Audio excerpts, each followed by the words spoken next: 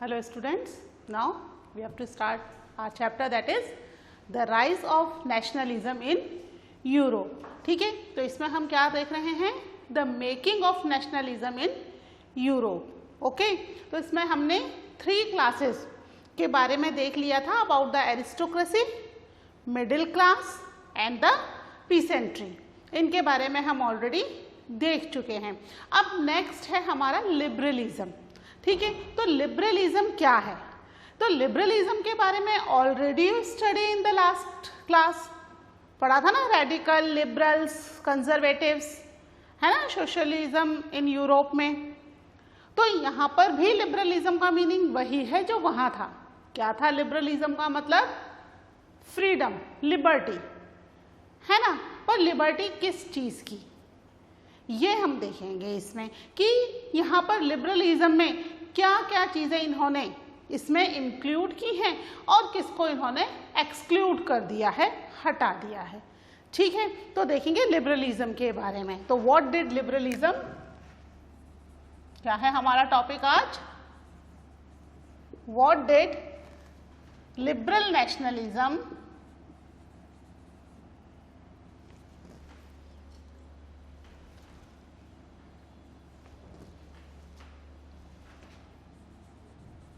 Liberal nationalism stand for. ठीक है, कि लिबरल नेशनल लिबरलिज्म या लिबरल नेशनलिज्म क्या है. ठीक है, इसके बारे में हम बात करेंगे. तो सबसे पहले हम देखते हैं कि लिबरल वर्ड का मीनिंग क्या है. ठीक है, लिबरल वर्ड जो है it is made up of a Latin word that is Libre. ठीक है, इसका मतलब है फ्री, यानी लिबरल मतलब का है मीनिंग. अगर हम ऐसे देखें तो लिबरल मतलब वर्ड का मीनिंग है फ्रीडम या लिबर्टी. ठीक है, तो किससे फ्रीडम या लिबर्टी? अभी तक किसमें रह रहे थे हम? एरिस्टोक्रेटिक रूल में रह रहे थे, मोनार्के में रह रहे थे. तो यहाँ पर लिबरल वर्ड का मीनिंग इन्होंने लिया है कि उस एरिस्टोक्रेटिक रूल या मोनार्के से फ्रीडम या उससे आज़ादी. ठीक है, तो लिबरल वर्ड का मीनिंग क्या है यहाँ पर?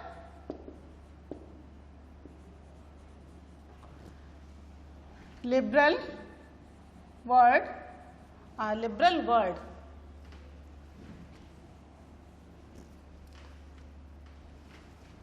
liberal word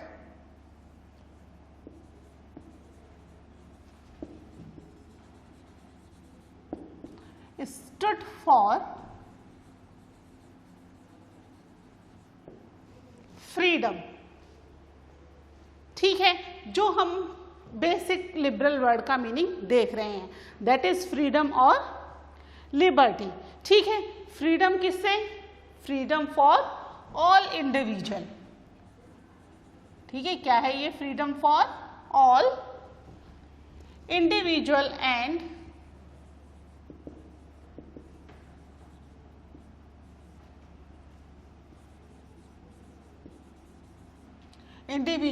equality for law.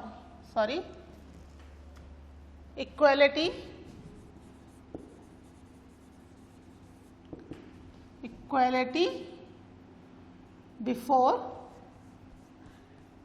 Equality of all before law. ठीक है, कि यहां पर सबके लिए क्या हो? एक जैसा लॉ हो. Equality of all before law. ठीक है, सबके लिए एक जैसा लॉ. ऐसा ना हो कि 2 स्टेट के लिए अलग लॉ है और 3rd स्टेट के लिए अलग लॉ है.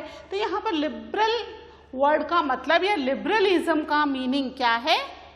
दैट इज फ्रीडम और लिबर्टी. ठीक है, तो हमने यहाँ देखा था कि यहाँ पर कुछ लोगों ने पावर को सीज कर लिया था फ्रांस में. कौन थे वो? Basically they were the wealthier section of the society, है ना, रिच पीपल, जिसमें कुछ नोबल्स भी थे, कुछ क्लैरिजीज भी थे, प्रीस्ट थे ना, और कुछ कॉमन पीपल भी थे। कॉमन पीपल में दे आर रिच बिजनेसमैन, ठीक है, उन्होंने पावर को सीज कर लिया था, ठीक है। तो पॉलिटिकल राइट यहाँ पर दे रखा है इंडिविजुअल, यहाँ पर इंडिविजुअल के लिए क्या होना चाहिए, इक्वालिटी या फ्रीडम, हर एक व्यक्ति के लिए इक्वालिटी या फ्रीडम होना चाहिए। बट क्या ऐसा हो रहा था? नेशनल असेंबली पड़ी थी ना भाई, क्या किस किस को राइट्स मिले थे? Only a particular section of the society को राइट मिले थे, है ना। तो यहाँ पर क्या हुआ, ऑटोक्रेटिक रूल तो खत्म हुआ, पर यहाँ पर शुरुआत में जो राइट्स मिले वो सबको नहीं मिले। कुछ स्पेशल प्रिविलेजेस, क्लैरिकल प्रिविलेजेस कर सकते हैं, या फिर कुछ स्पेशल लोगों को जो प्रिविलेजेस मिले थे वो खत्म हो गए। ऑटोक्रेटिक रूल खत्म हो गया। ऑटोक्रेटिक रूल का मतलब सिंगल पर्सन का रूल, किंग का रूल, अकेला व्यक्ति है किंग, वो अपने हिसाब से रूल कर रहा है। इट्स नॉट कंपल्सरी कि वो पूरी मिनिस्ट्री से बातों को डिस्कस करे या उनसे सलाह मशवरा करे कि क्या करना है या क्या नहीं, है ना। वो अपनी इच्छा से अपने अकॉर्डिंग रूल कर रहा है, दैट इज ऑटोक्रेटिक रूल। तो यहाँ पर कुछ प्रिविलेजेस और ऑटोक्रेटिक रूल क्या हो गए, वो खत्म हो गए, ठीक है। द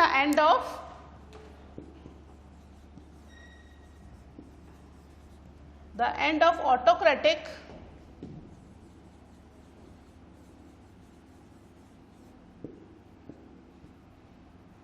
एंड क्लरिकल प्रिविलेजेस, ठीक है, क्लरिकल प्रिविलेजेस खत्म हो गए और a constitution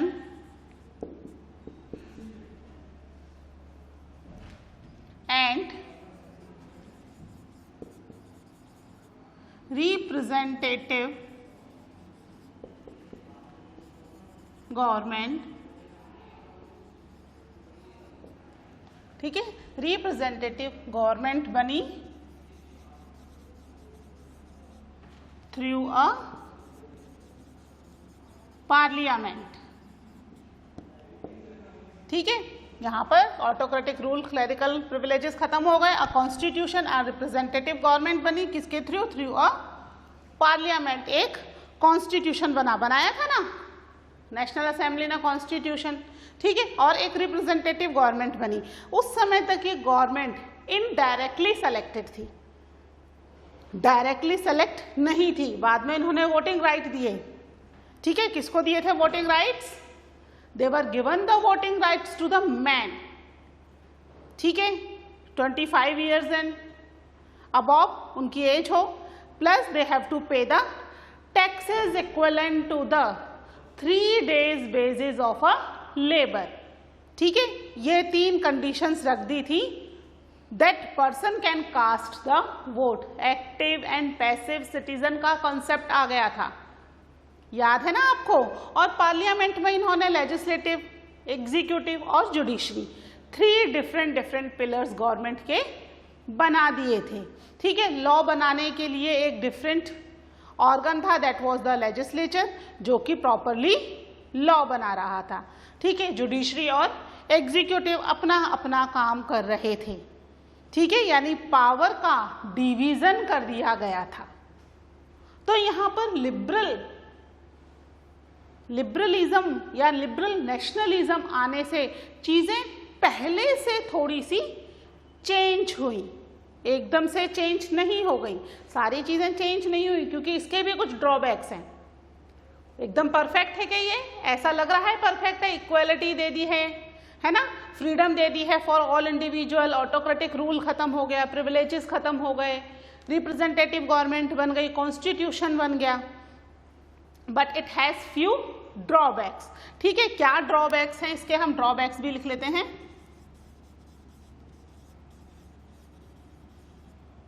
ठीक है। क्या ड्रॉबैक्स थे इसके? अभी तो बताइए ड्रॉबैक्स क्या थे। कि यहाँ पर सभी को राइट्स नहीं दिए गए हैं।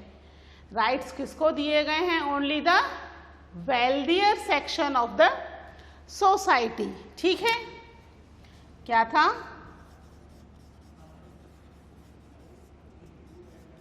इक्वालिटी बिफोर लॉ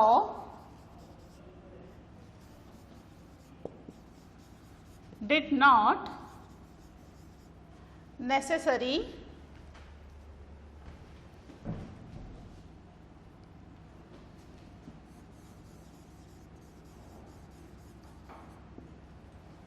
ठीक है, equality before law did not necessarily stood for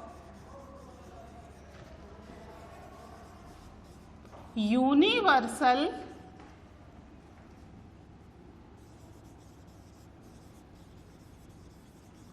सैफ्रेज। Universal suffrage क्या मतलब? यानी सभी को राइट टू वोट नहीं था। Suffrage means right to vote, universal means everyone. ठीक है, किस किस को राइट टू वोट नहीं था? Poor man and all women. ठीक है, इनको राइट टू वोट नहीं था। तो इक्वलिटी बिफोर लॉ कहाँ हुई? इक्वलिटी बिफोर लॉ का मतलब तो ये हुआ कि सबके लिए एक जैसे लॉज हैं, बट यहाँ पर सबके लिए एक जैसे लॉ थे क्या? नहीं थे। जो एक इम्पॉर्टेंट लॉ था that was the right to vote, वो ही यहाँ पर इक्वल नहीं था, सबके लिए एक जैसा नहीं था। ठीक है, इसके अलावा it was grant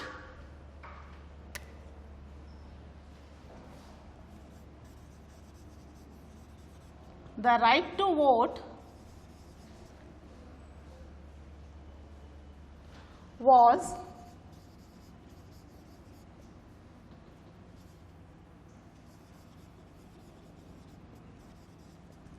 was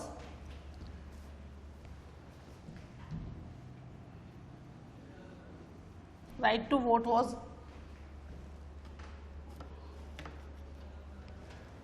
was granted to the men of the wealthier section। ठीक है,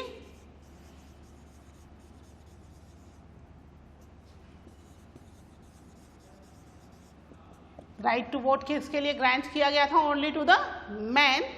किस सेक्शन के? They were the wealthier section, केवल रिच सेक्शन के होने वाले थे। और यहाँ पर वुमेन को क्या कर दिया गया?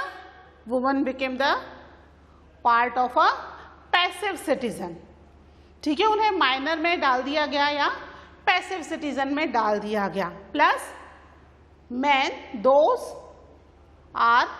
Those were poor, they were also in the passive citizen.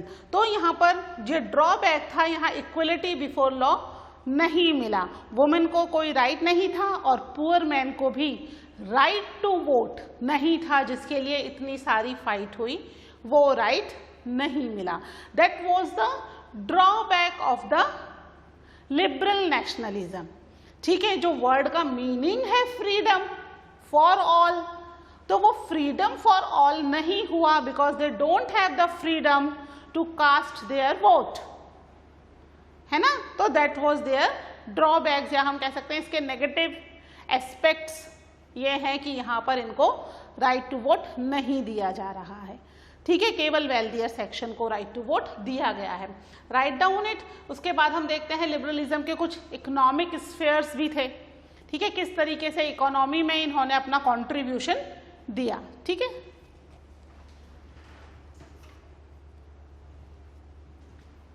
ठीक है, इसको रब कर रही हूं। तो यहां पर लिबरलिज्म में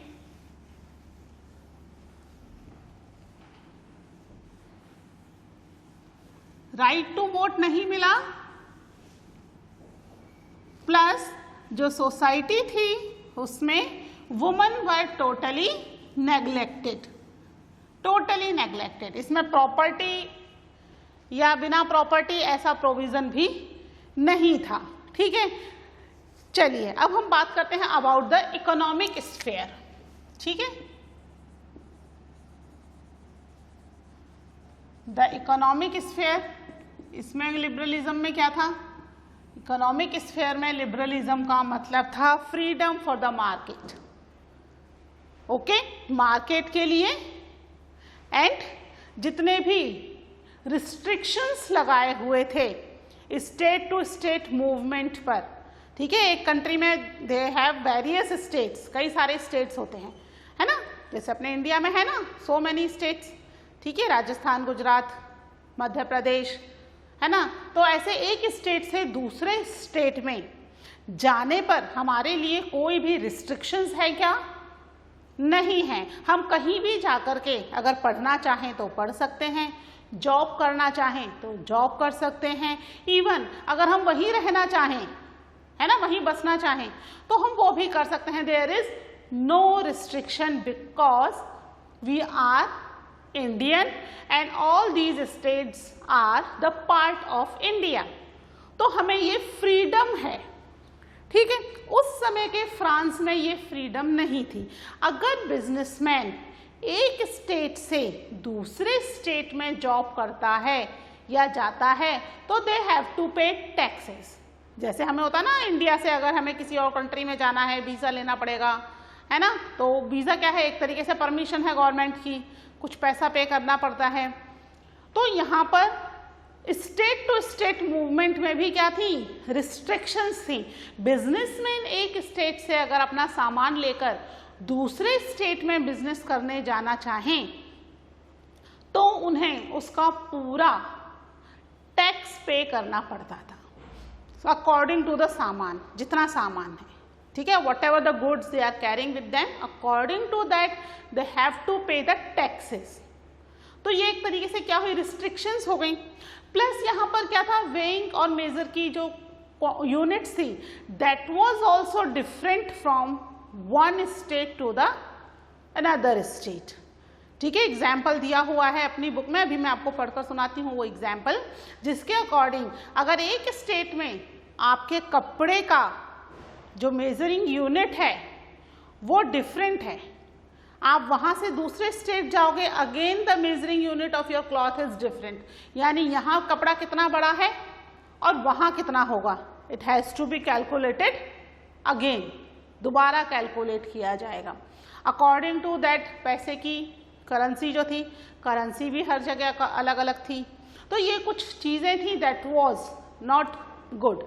बिजनेसमैन के लिए तो ये क्या था, बहुत बड़ी टेंशन वाला काम था कि अगर वो अपना बिजनेस एक्सपेंड करना चाह रहे हैं फ्रांस में, एक से दूसरे स्टेट में मूव होना चाह रहे हैं, then they have to change the currency also, और अपने सामान की वेइंग और मेजरिंग यूनिट भी उन्हें दोबारा से चेक करनी पड़ेगी, है ना। तो यानी उनकी जितना सामान वो घर से लेकर निकले थे, दूसरे स्टेट में जाते जाते यूनिट्स चेंज हो जाएंगी, सामान उतना ही है बट यूनिट्स चेंज हो गई, ठीक है, समझ में आ रहा है ना। यूनिट का मतलब क्या हुआ, मान लीजिए कि भाई 1 kg, अभी हम 1 kg में कितना जानते हैं, 1000 ग्राम, यही है, फिक्स यूनिट है। चाहे हम कोटा से खरीदें या हम कोटा के बाहर कहीं चले जाएं, राजस्थान के अलावा गुजरात, मध्य प्रदेश, इंडिया के किसी भी स्टेट में, इवन हम विदेश में भी चले जाएं, तो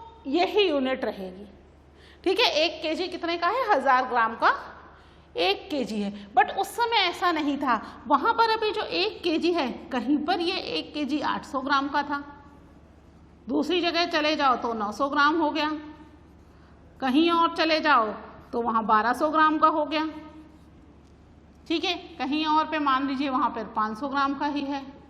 तो आप घर से कितना सामान लेकर निकले हो, 1000 ग्राम के हिसाब से सामान लेकर निकले हो, यहाँ पहुँचे तो सामान बढ़ गया, यहाँ पहुँचे तो सामान की यूनिट चेंज हो गई, घट गई, according to that it has to be calculated again and again. तो ये चीज़ें जो थी वो बहुत ज़्यादा प्रॉब्लमेटिक थी।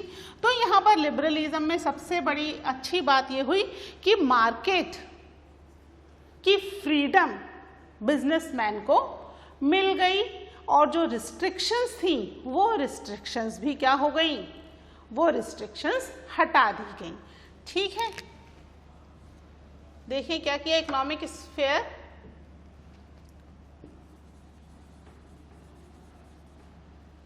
freedom of market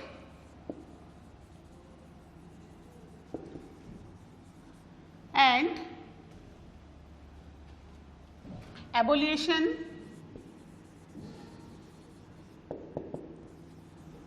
of state impose, ठीक है, किसने इम्पोज की हुई थी ये रिस्ट्रिक्शन?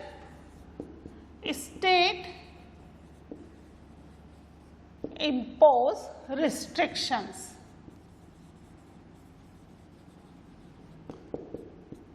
ठीक है, मार्केट की फ्रीडम तो हो गई, फिर साथ ही एबोल्यूशन मीन्स हटा देना उसको। ठीक है, कौन सी चीजें हटा दी गई? जो स्टेट ने इम्पोज की गई रिस्ट्रिक्शंस थी, वो रिस्ट्रिक्शंस भी यहां पर हटा दी गई। ठीक है, now they can move with their goods and capital. Restriction on the movements of goods and services. अब वो अपने गुड्स को कहीं पर भी बेच सकते हैं, मार्केट उनके लिए फ्री हो गया, no pay, no taxes they have to pay. ठीक है, अपनी सर्विसेज भी वो कहीं पर भी दे सकते हैं। ठीक है, ये जो था ये एक बहुत बड़ा चेंज हुआ नेपोलियन के समय। आप देखिए आपके पेज नंबर 10 यहाँ पर दे रखा है, एग्जाम्पल दिया हुआ है ये। ठीक है, उस समय जर्मनी में भी काउंटलेस प्रिंसिपैलिटीज थी, लगभग 39 स्टेट्स थे जर्मनी में। जर्मनी बहुत बड़ा कंट्री नहीं है, उसमें भी 39 स्टेट्स थे। Means if they move from one place to another place, तो 39 स्टेट्स में उसे टैक्सेस पे करना पड़ेगा एक बिजनेसमैन को, प्लस 39 वेइंग और मेजरमेंट की यूनिट्स हो जाएंगी। ठीक है, चेंजेस हो जाएगा, प्लस उतनी ही currency that trader have to carry. कैसे करें बिजनेस, बहुत प्रॉब्लम हो गई। तो यहाँ पर ये जो चीज़ थी अच्छी थी। देखिए यहाँ पर दे रखा है, a merchant travelling in 1833 from Hamburg to Nuremberg. ठीक है, हैम्बर्ग से न्यूरमबर्ग जा रहा है, जर्मनी के एक स्टेट से दूसरे स्टेट जा रहा है, to sell his goods would have had to pass through 11 custom barriers. यानी उसको हैम्बर्ग से न्यूरमबर्ग तक जाने के लिए लगभग 11 छोटी छोटी 11 प्रिंसिपैलिटीज या कह सकते हैं छोटे छोटे 11 स्टेट्स को पास करना पड़ेगा। जितने स्टेट्स पास करेगा उतनी ही कस्टम बैरियर्स यानी उतने ही टैक्सेस उसे पे करने पड़ेंगे। And pay a custom duty of about 5% of each one of them. हर एक को 5% के हिसाब से उसे कस्टम ड्यूटी या टैक्स पे करना पड़ेगा। अब 11 प्रिंसिपैलिटीज हैं या प्रिंसिपल छोटे छोटे स्टेट्स हैं, तो 11 और हर एक को 5% के हिसाब से। ठीक है, इतना टैक्स पे करना है। Duties were often levied according to the weight and measurement of the goods. ठीक है, अब यहाँ पर कितना गुड्स ले जाया जा रहा है उसके वेट और मेजरमेंट के हिसाब से है। As each region it has own system of weight and measure, this involve time consuming calculation. एक जगह से दूसरी जगह जाने पर हर जगह का वेट और मेजरिंग यूनिट्स अलग अलग है, तो अब सामान कैलकुलेशन तो करना पड़ेगा ना। हम घर से कितना लेकर निकले थे, बताया आपको भाई 1 किलो का अगर 1000 ग्राम के हिसाब से हम लेकर निकले थे 50 किलो, तो अब कहीं और पहुंचे वहाँ 800 ग्राम का ही है 1 किलो, तो अब 800 ग्राम के हिसाब से पूरी यूनिट्स मेजर की जाएंगी। सारा कुछ चेंज होगा, पूरा कैलकुलेशन करके फिर उस सामान के ऊपर 5% के हिसाब से टैक्स लगेगा। ठीक है, तो ये टाइम कंज्यूमिंग था। इसके बाद देखिए क्या क्या यूनिट्स थे यहाँ पर। The measure of cloth for example was LA। ठीक है, LA क्या है, इसकी मेजरिंग की, जैसे मीटर में हम करते हैं कपड़े को, तो ये उस समय की यूनिट्स है, that is LA, which is each region stood for a different length. अलग अलग जगह अलग अलग लेंथ थी। And LA of textile material brought in Frankfurt, Frankfurt जगह का नाम है, would get you 54.7 metre of cloth. ठीक है, एक LA जो मेजरिंग यूनिट थी 54.7 सेंटीमीटर है अगर फ्रैंकफर्ट में। अगर मैनियल्स पहुंच गए, दूसरे स्टेट पहुंचे 55.1 सेंटीमीटर के हिसाब से है। न्यूरमबर्ग आ गए 65.6 सेंटीमीटर के हिसाब से है एंड फेरेबर्ग में 53.5 सेंटीमीटर के हिसाब से। ये इन्होंने का लगभग 4 अलग अलग स्टेट्स का डाटा दिया है और 4 स्टेट में, एक ही कंट्री के, जर्मनी के ही 4 स्टेट में ये क्या है, this is different for the different states. तो यानी अगर व्यक्ति 11 प्रिंसिपैलिटीज को उसे क्रॉस करना है तो 11 जगह उनको वापस से मेजरिंग करना पड़ेगा कि भाई मेरे पास 55.4 सेंटीमीटर के हिसाब से इतना कपड़ा है, अब 65.1 सेंटीमीटर के हिसाब से दोबारा इसको मेजर करो, फिर मेजर होगा and then they have to pay the taxes. कहीं कपड़े की LA जो है, जो यूनिट है, बढ़ जाएगी, कहीं घट जाएगी। तो यहाँ इकोनॉमिक स्फेयर में भी प्रॉब्लम्स थी जो कि लिबरलिज्म के आने के बाद से ये रिस्ट्रिक्शंस थोड़ी कम हुई। फिर इन्होंने एक ऑर्गेनाइजेशन बनाई जुल्वेरियन, ठीक है, जिसमें और इनकी प्रॉब्लम्स थोड़ी कम हो गई। That we will discuss about the Zollverein in the next lecture. Till then, take care. Bye.